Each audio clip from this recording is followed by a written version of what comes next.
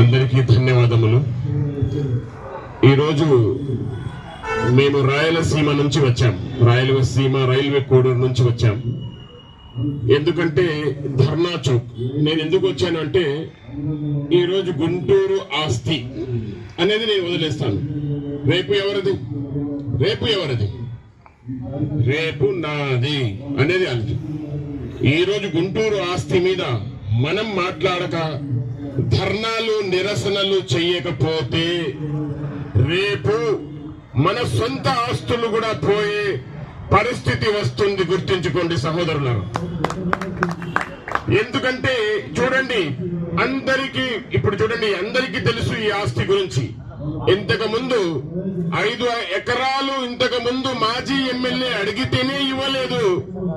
ఈ రోజు 71 ఎకరా తెలియకుండానే ప్రభుత్వం నోటిఫికేషన్ తెచ్చింది అంటే ముస్లిం సమాజం ఎంత నిద్రపోతుందో ఆలోచించుకోవాలి. ఎందుకంటే చూడండి, ఇలాంటి సమయాలలో పార్టీలను పక్కన పెట్టండి, జమాత్ ఫిర్కాలను పక్కన పెట్టండి. రేపు ప్రతి ఒక్కరూ మీరు చూడండి, అల్లాకు సమాధానం ఇవ్వాలా. ఈ ఆస్తిని రక్షించుకోవాలి అంటే ఏదైతే అంజుమన్ ఆస్తి అది సెంటర్ ప్లేస్ లో ఉంది అని ప్రభుత్వం కన్నుపడింది.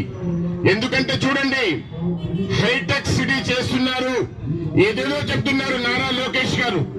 దానికి మాకు అభ్యంతరం లేదు.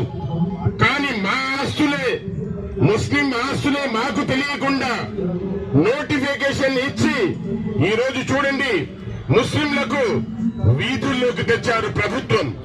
ఏం చెప్పింది? ఎన్నికలకు ముందు ఒక మా సామాజిక వ్యక్తిని రాష్ట్రంలో తిప్పి తిప్పి తిప్పి ప్రతి చోట మీటింగ్లు పెట్టి ముస్లింలకు హామీ ఇచ్చింది, మీకు అండగా నిలబడతాము, మీకు ఏ కష్టం వచ్చినా మీ తోడు మేము ఉంటాము అని 2024లో మమ్మల్ని నమ్మక ద్రోహం చేసి మా ఓట్లు పొంది వక్ఫ్ బోర్డుకు పార్లమెంటులో, రాజ్యసభలో మద్దతు ఇచ్చారు. గుర్తుందా? మద్దతు ఇచ్చారు. అది ఏదో అనుకుంటే ఈ రోజు అంజుమన్ ఇస్లామీ కమిటీ ఆస్తిని మాకు తెలియకుండానే దోచే స్థితిలో ఉన్నారు. మీరు ఏదో అనుకుంటున్నారు, మీ పార్టీలు కొట్టాడుకోండి. కానీ ప్రజా సంఘాలు, ఏ రోజైతే ప్రజా సంఘాలు వీధుల్లోకి వస్తాయో, ఏ ప్రజా సంఘం అయితే మిమ్మల్ని ఓట్లు వేపించాలని